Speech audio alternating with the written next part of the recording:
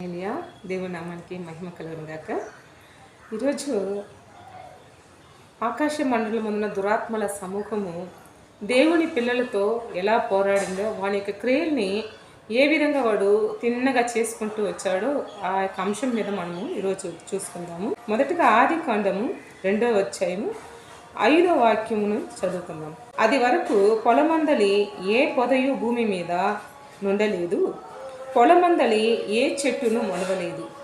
ఏలయనగా దేవుడైన యెహోవా భూమి మీద వాన కురిపించలేదు, నేలను సేద్యపరచుటకు నరుడు లేడు.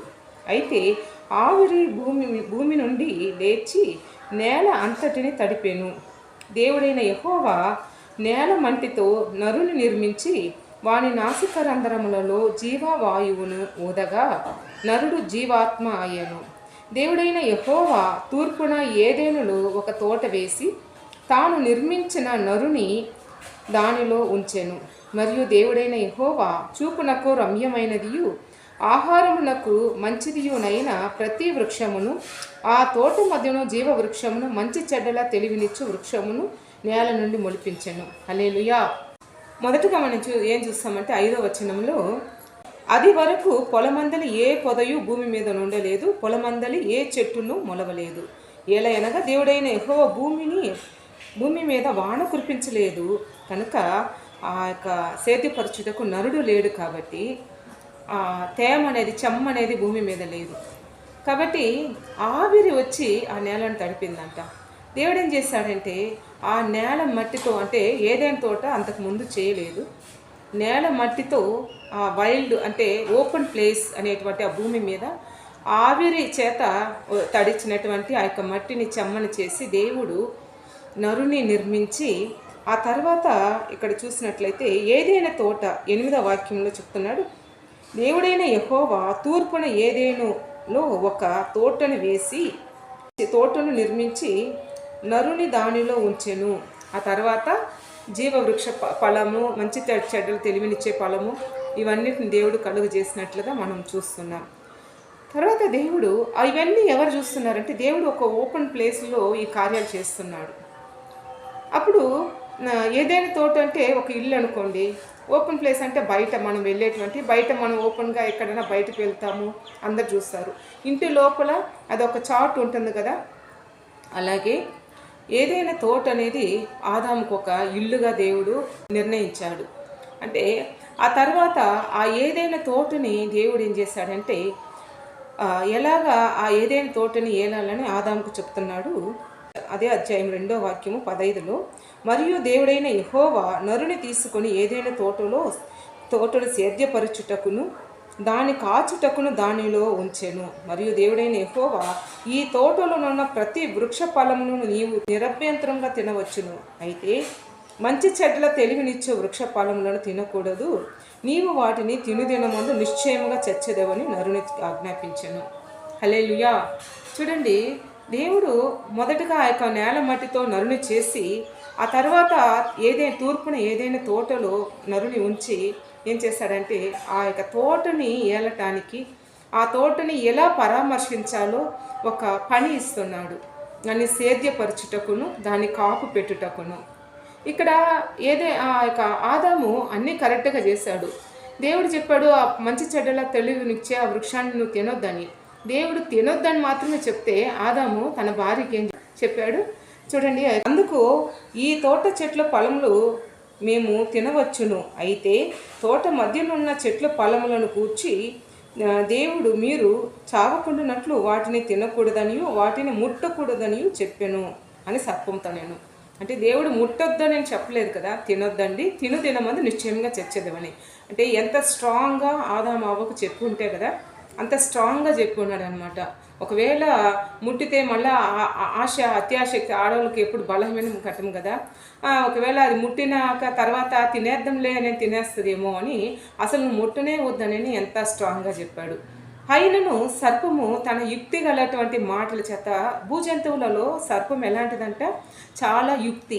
అసలు ఈ సర్పము ఎలా సాతానుగా మారిందంటే, సర్పము భూమి మీద ఉన్నటువంటి సకల ఆకాశ పక్షులను, భూ జంతువులన్నిటి మీద దేవుడు ఆదాముకు అధికారం ఇచ్చాడు, వీటన్నిటిని ఏలమని చెప్పాడు. కానీ సర్పం ఎలా సాతానుగా మారిందంటే, దేవుడు నేల మట్టి నుండి బయట ఆ యొక్క ఆదాము అనేటువంటి ఒక మనిషిని చేసినప్పుడు సాతానుడు అక్కడ చూస్తూనే ఉన్నాడు.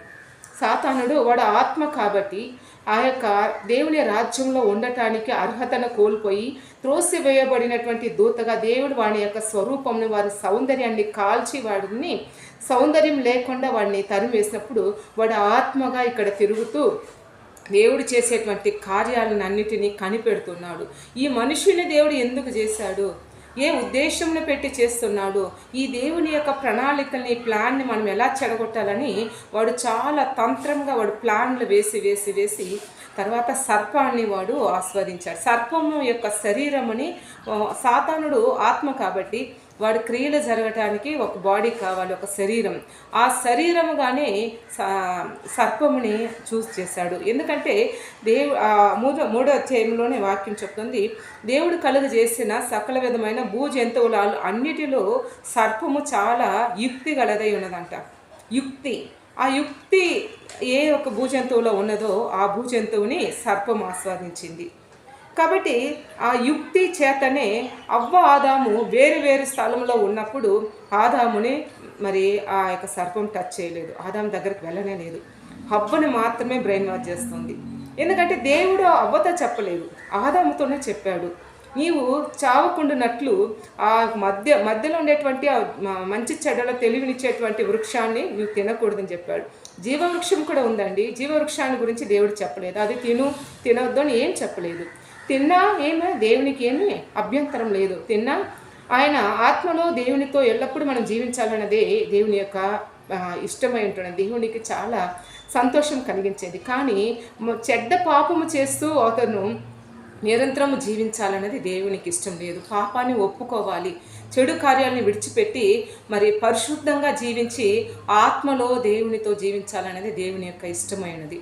కాబట్టి ప్రేమని దేవుని బిడ్డ, ఇక్కడ సాతానుడు అనేది ఈ యొక్క ఆత్మ అన్నమాట. ఈ ఆత్మ ఆ యొక్క సర్పం యొక్క రూపంలో వచ్చి అవ్వ ఆదాము అనేటువంటి మొట్టమొదటి దంపతులను వారి యొక్క జీవితాన్ని చెడగొట్టింది కదా.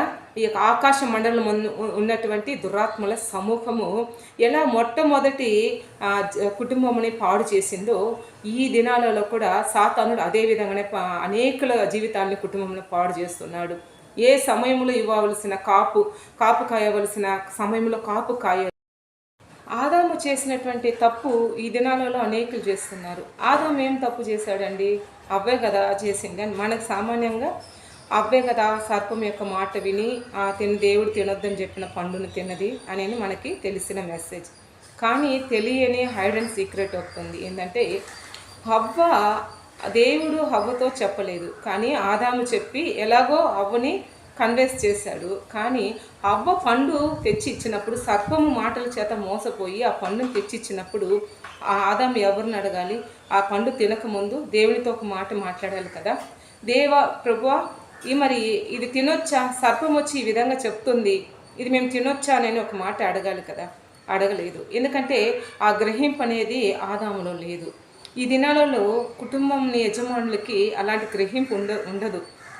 ఇంట్లో భార్య ఆత్మీయురాలుగా ఉన్నప్పటికీ ఆమె అనేక కార్యాలు చెప్తుంది, వీళ్ళని నమ్మకండి, వాళ్ళు మన కుటుంబంలో మోసం చేస్తారు, ఇంట్లోకి చేరపెట్టకండి, వాళ్ళ ఇంటికి వెళ్ళకండి అని చెప్తుంటారు. అయినా వీళ్ళని భార్యల మాట చాలామంది వినరు, పెడజోని పెడతారు, నీకేం తెలుసులే, నేను చూసుకుంటాను, నాకు నువ్వు ఆర్డర్ అయ్యొద్దని చెప్తారు. కానీ అలాంటి స్త్రీల ద్వారా, అలాంటి కుటుంబం ద్వారా ఆ కుటుంబంలో చాలా ఎడబాటు, భార్యాభర్తల మధ్య మిస్అండర్స్టాండింగు, వేరే ఎందుకంటే సాతానుడు సర్పం యొక్క ఆ పాము యొక్క శరీరాన్ని దూరినట్టు సాతానుడు ఇప్పుడు కూడా అనేక మనుషులని వాడు ఏర్పరచుకుంటాడు. అది సర్పం యొక్క యుక్తిగల స్వభావంలో సర్పము బయలుపడుతుంది. అనేక జంతువుల్ని సాతాను వాడుకున్నాడు. రానున్న దినాలలో మనము ఈ వీడియోని గురించి, ఆ కార్యాల గురించి పరిశుద్ధాత్మ దేవుని సహాయంతో మనం తెలుసుకుందాం. కానీ సాతానుడు మనుషుల్ని మాత్రమే వాడతాడు అనేదే కాదు, మనుషుల్ని వాడతాడు, జంతువుల్ని వాడతాడు, మరి ప్రకృతిని వాడతాడు, అనేక సందర్భాల్ని కార్యాలను వాడతాడు.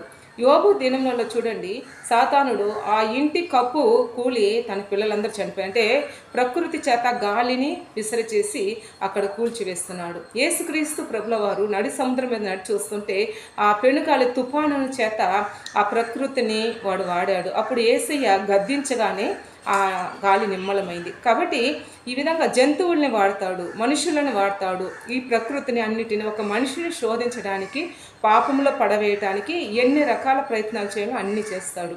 కాబట్టి మనము ఆత్మీయంగా ఉండాలి. ఆదాము దేవుని అడగనందువలన ఆ పాపములో చిక్కుకున్నాడు. సాతాను తంత్రము, సాతాను ఎవరంట? ఆ సర్పము భూజంతువులన్నిటిలో యుక్తి గలది, కానీ ఆదాముకి వివేకం లేదు. అటు ఒకవైపు యుక్తి, మరొక వైపు వివేకం లేకపోవడం. అందుకే దేవుని మనం జ్ఞానం అడగాలి. పరిశుద్ధాత్మ కృపావరములలో ఒక వరము జ్ఞానంనిచ్చేటువంటి ఆత్మ ఆయన. మనకి సాతానుడు ఏ ఏ కార్యాలు మనకి చెడగొట్టడానికి, మన జీవితాన్ని నాశనం చేయడానికి వస్తాడో అప్పుడల్లా పరిశుద్ధాత్మ దేవుడు మనం తప్పించడానికి ప్రయత్నం చేస్తాడు. కానీ ఇప్పుడు ఈ దినాలలో అనేకులు పరిశుద్ధాత్మ దేవుని సలహాను ఎదురు చూడరు. అనేకులు మందిరానికి వెళ్ళరు, స్త్రీలే ఎక్కువగా వెళ్తుంటారు కదా. కానీ స్త్రీలు మందిరంలో ఏదైతే విన్నారో, పరిశుద్ధాత్మ దేవుడు ఏదైతే నేర్పించాడో, దేవుడు చెప్పిన మాటలో వాక్యము భర్తలకు చెప్తే అస్సలే చెవును పెట్టుకోరు. నువ్వు విన్నావు కదా, నీతో పెట్టుకో, నా తల తినొద్దు అంటారు. ఇప్పుడు అలాంటి కుటుంబాలు ఎలాగండి దేవునితో నడవగలరు? దేవునికి మనకు ఒక అనుబంధం ఏర్పడాలి. దేవుడు ఆయన ఛాయగా మనల్ని సృష్టించాడు. ఆయన జీవించు ఆత్మ, ఆయన నిత్య జీవం ఇచ్చేటువంటి దేవుడు. కాబట్టి మనల్ని కూడా ఆయన శ్వాస చేత జీవించగలిగిన ఆత్మగా చేసినప్పుడు, ఆదాము నాసిక రంధ్రంలో దేవుడు జీవవాయువును ఊదినప్పుడు ఆదాము ఎవరయ్యాడంట? జీవించగలిగిన ఆత్మగా మారాడంట. ఎప్పుడైతే ఆ యొక్క తినకూడదు అని చెప్పినటువంటి ఆ వృక్షంను తిన్నాడు, మంచి చెడ్డల్ని తెలివిచ్చేటువంటి పండును తిన్నాడు, వెంటనే అతనిలో ఉండేటువంటి జీవము, అంటే ఆ ఆత్మ వెళ్ళిపోయింది, జీవం నిలబడిపోయింది. పరిశుద్ధాత్మ దేవుడు వెళ్ళిపోగానే అతని యొక్క కన్నులు తెరవబడింది. కన్నులు తెరవబడినంటే ఏ కన్నులండి? ఆ శారీరకమైన కన్నులు తెరవబడ్డాయి. కాబట్టి వాళ్ళు వస్త్రాలు లేకుండా ఉండటం అనేది వాళ్ళు చూసి చెట్ల చాటున దాక్కున్నారు. అంతకుముందు వాళ్ళ ఆత్మ నేత్రాలతో ఉన్నారు, దేవుని చూస్తున్నారు. దేవుడు మహిమ స్వరూపిగా ఉండి ప్రతినిత్యం వారితో నడుస్తున్నాడు. ఈ దినాలలో మనం కూడా, మన కుటుంబం కూడా ఒక ఏదైనా తోటండి. మన కుటుంబంలో ప్రతిరోజు ఎర్లీ మార్నింగ్ కుటుంబ ప్రార్థన, సాయంత్రం కుటుంబ ప్రార్థన, దేవునితో మనం సంచరించాలి. ప్రతి చల్లపూట దేవుడు వారితో సంచరించినట్లుగా అవ్వాదంతో దేవుడు వాక్ చేశాడు. అలాగే మన కుటుంబంతో దేవుడు వాక్ చేయడానికి ఇష్టపడుతున్నాడు. మనల్ని ఒక ఆత్మీయ సంతతిగా దేవుడు ఏర్పరచుకున్నాడు. శారీరకమైన సంతతి కాదండి మన దేవుడు ఆత్మ, కాబట్టి మనము ఆత్మీయంగా ఉండాలని ఇష్టపడుతున్నాడు. కానీ ఈ మంచి చెడ్డననేది, మంచి అనేది ఆత్మకు సంబంధించింది, చెడు అనేది శారీరకమైనది. ఈ చెడుని ఎప్పుడు వారు లోనికి రానిచ్చారో వెంటనే ఆ మంచి అనేది కార్యమును కోల్పోయి సాతాను ఈ లోకపరమైనటువంటి కార్యాలని, ఈ లోకపరమైనటువంటి అవసరతల్ని చూసుకోవటం వల్ల దేవుని వెతకలేక అనేకులు లోకానుసారంగా జీవిస్తున్నారు.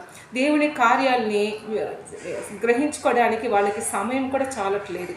ఎందుకంటే పనికి వెళ్ళాలి, వాళ్ళకి ఒక టైం టేబుల్. సాతానుడు ఈ లోకం అనేటువంటి ఒక ఇంటర్నెట్ లాగా ఒక నెట్ను వేసి అందరికీ ఒక డ్యూటీ, ఉదయం నుంచి ఈ సాయంత్రం వరకు ఈ డ్యూటీ చేయాలి, ఈ పని చేస్తేనే ఇంత జీతము, 10,000 జీతం కొరకు ఒక జీవితాంతము దేవునితో నడవకుండా ఒక పురుషుడు పరిగెత్తుతున్నాడు. పురుషుని బానిసగా చేయటానికి సాతానుడు యుక్తిగా ఏం చేశాడు? సర్పాన్ని వాడి సర్పం చేత అవ్వని స్త్రీని మోసపరిచాడు. ఈ దినాలలో అనేక కుటుంబం పాడు అవటానికి ఆకాశ మండలం ముందున్నటువంటి దురాత్మల సముఖము అనేక కుటుంబంని పాడు చేస్తుంది.